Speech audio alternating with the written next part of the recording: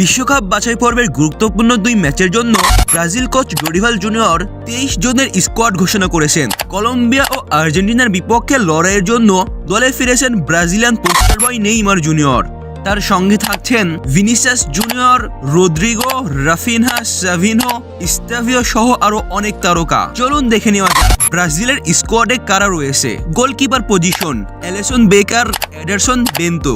Defender পজিশনে রয়েছে Danilo, Gabriel Magalhaes, Murillo, Guilherme Arana, Marquinhos, Vanderson, Leo Ortiz ও Wesley. Midfielder পজিশনে রয়েছে Bruno Guimaraes, Joelinton, Gerson, Andre, Matheus Cunha ও Neymar junior.